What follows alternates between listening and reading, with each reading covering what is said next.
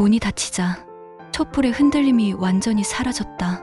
서연은 벽에 등을 기대고 서 있었다. 심장이 아직도 빗소리와 같은 속도로 뛰고 있었다. 아직 가슴속 어딘가에 방금 전 그의 시선이 남아 있었다. 문틈 아래로 노란 빛이 희미하게 새어나왔다. 그 빛은 살아있는 듯 흔들리며 방 안의 공기까지 미세하게 진동시켰다. 서연은 그 불빛을 한참 바라보다 천천히 방 안을 둘러봤다. 어둠 속에서도 모든 게 그대로였지만 이상하게 아무것도 같지 않았다. 책상, 침대, 거울, 옷장, 낯익은 것들이 하나같이 낯설게 보였다. 조용히 앉아있는 이 공간이 더 이상 자신만의 공간이 아닌 듯했다. 바깥에선 여전히 폭우가 내리고 있었다. 유리창을 때리는 물소리, 하수구로 쏟아져 들어가는 물의 울림, 그 모든 소리가 심장 안으로 파고들었다. 그 소리 사이에서 그녀는 그의 목소리를 들은 것만 같았다. 불빛은 꺼지지 않게 두고 가. 그 말이 머릿속에서 계속 맴돌았다. 단순한 배려였을까? 아니면 무언가 더 깊은 뜻이었을까? 서연은 무릎을 껴안고 침대에 앉았다. 시간이 얼마나 흘렀는지 몰랐다. 시계는 멈춘 듯했고 비는 여전히 같은 리듬으로 내리고 있었다. 그녀는 눈을 감았다가 떴다.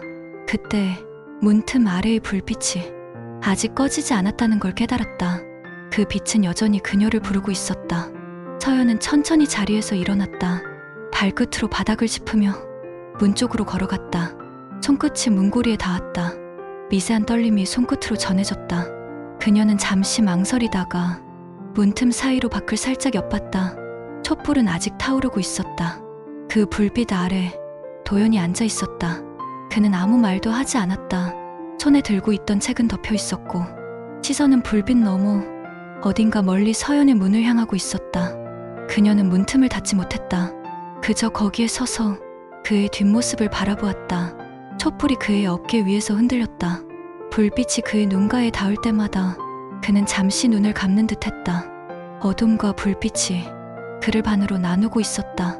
한쪽은 고요히 타오르고 다른 한쪽은 천천히 가라앉고 있었다. 서연은 숨을 삼켰다.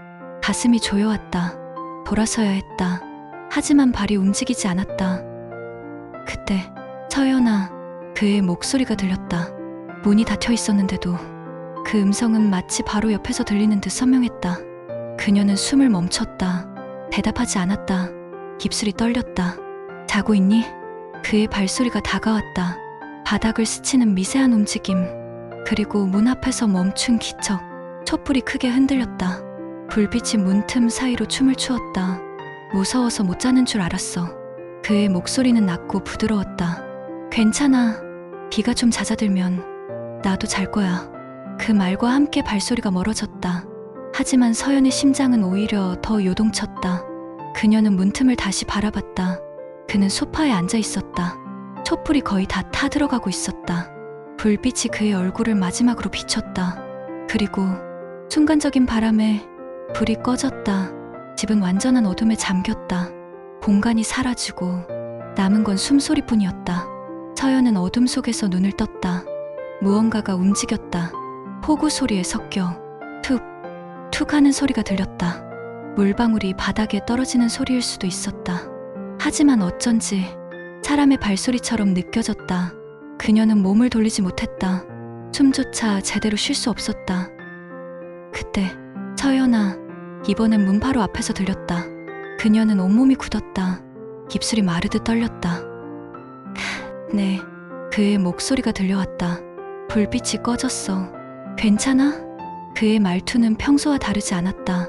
그러나 미묘하게 떨림이 있었다. 괜찮아요. 그냥 놀라서요. 그럼 됐어. 이제 자. 발소리가 멀어졌다. 그리고 다시 폭우 소리만 남았다. 하지만 서연은 잠들지 못했다. 눈을 감으면 방금 전 그 목소리가 다시 귓가에 맴돌았다. 한참을 뒤척이다 그녀는 천천히 창문으로 다가갔다. 비가 조금 약해져 있었다.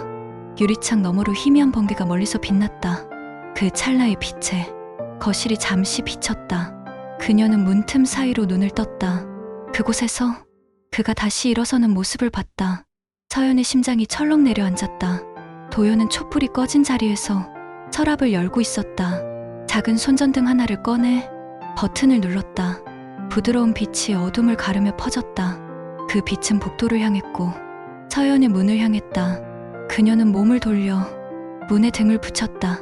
손전등의 빛이 문틈 아래로 스며들어왔다.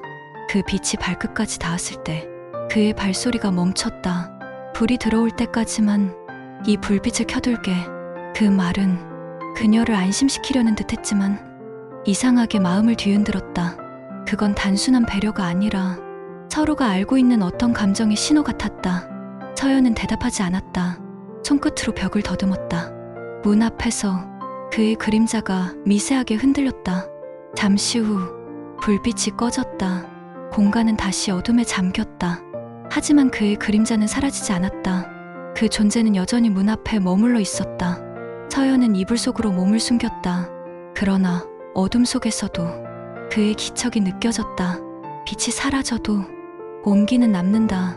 그리고 그 온기는 더욱 짙어진다. 새벽이 다가오고 있었다. 폭우는 점점 잦아들었지만 그녀의 마음은 잦아들지 않았다. 서연은 이불을 걷고 천천히 일어났다. 문 앞으로 걸어가 손끝으로 문을 스쳤다. 차가운 나무결 사이로 그의 온기가 스며 있었다. 그녀는 눈을 감았다. 숨결이 문 위에 닿아 흩어졌다. 그때 어딘가에서 낮은 숨소리가 들렸다. 너무 작아서 마치 꿈결처럼 느껴졌다. 아침이 오고 있었다. 비는 멎었지만 공기엔 아직 젖은 냄새가 남아 있었다.